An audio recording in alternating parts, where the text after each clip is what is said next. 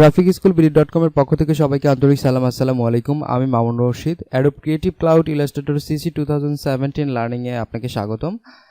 আজকে দেখাবো রাস্টার এবং ভেক্টরের পার্থক্য।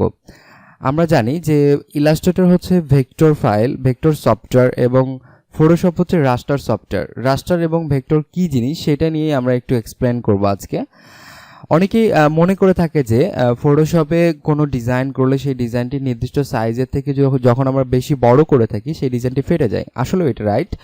এবং যদি আমরা সেই ডিজাইনটি ইলাস্ট্রেটরে করে থাকি সেটা নির্দিষ্ট সাইজ থেকে অনেক যখন বড় করে ফেলবেন তারপরেও এটা ফেটে যাবে না। এটাই হচ্ছে রাস্টার এবং ভেক্টরের পার্থক্য। সেইটা আমরা এখন প্র্যাকটিক্যালি দেখব। তার জন্য আমি প্রথমে যদি একটা শেপ নিয়ে দেখাই, এখান থেকে স্টার টুল থেকে আমি একটা স্টার নিচ্ছি এবং এখান থেকে যদি আমি সাপোজ এটা একটা কালার করে দেই, দেন একটা কালার করে দিলাম এবং এখান থেকে আমরা স্ট্রোক কালার অফ করে দিলাম। তারপর আমরা দেখতে পাবো যে এখানে আমরা যদি টাইপ করি যে এটা রাস্টার অথবা একটা ভেক্টর, এটা ভেক্টর রাখলাম অ্যান্ড এটা সাইজ আমরা আরো বড় করে দিচ্ছি এবং সেম জিনিসটা আমরা যদি এই পাশে আবার একটা কপি করি, কপি করার পর এটার নাম যদি আমরা দিয়ে দিই রাস্টার অথবা পিক্সেল, আমরা যদি এটার নাম রাস্টার দিয়ে দিই তো এটা রাস্টার রাখবো এবং এটা রাখবো ভেক্টর।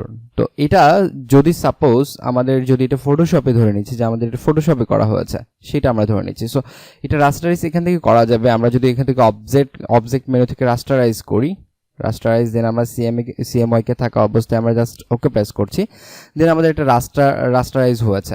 এখন আমরা দেখবো যে এই রাস্টার আর ভেক্টরের মধ্যে আসলে পার্থক্যটা কি। আমরা এখন জুম না করলে বুঝতে পারবো না। সো আমরা জুম করছি, আর একটু এটা আমার কাছে নিয়ে দেখি।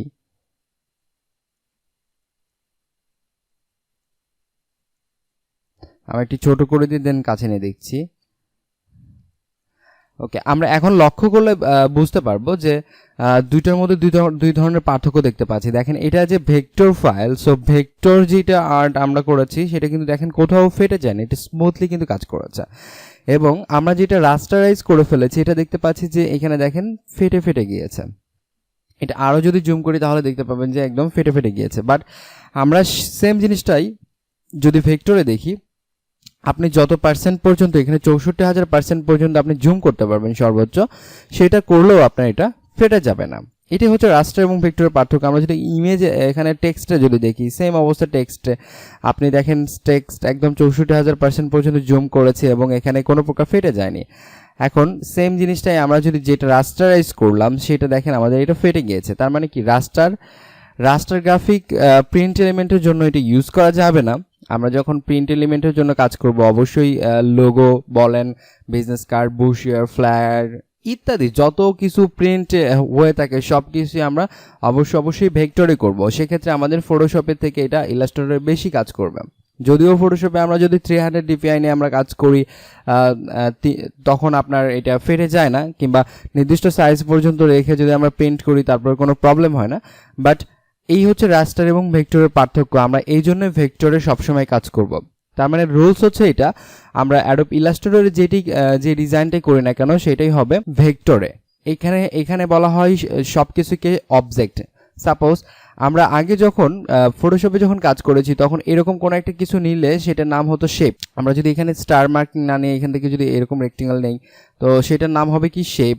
এখান থেকে যদি আমরা ইলিপস নেই এগুলোর নাম হতো শেপ। এটা ফটোশপের ক্ষেত্রে নাম হতো শেপ। বাট এই সেম জিনিসটাকে ইলাস্ট্রেটরে বলা হচ্ছে অবজেক্ট। তো আমরা এইভাবে যখনই যে অবজেক্টটা নিব সেটা অটোমেটিকলি এখানে ভেক্টরে ক্রিয়েট হবে, ভেক্টরে থাকবে। সো এটাই হচ্ছে রুলস যে আমরা এটা জাস্ট থিওরি। ইলাস্ট্রেটরের ক্ষেত্রে আমরা যখনই কাজ করব সেটা অবশ্যই ভেক্টরে হবে।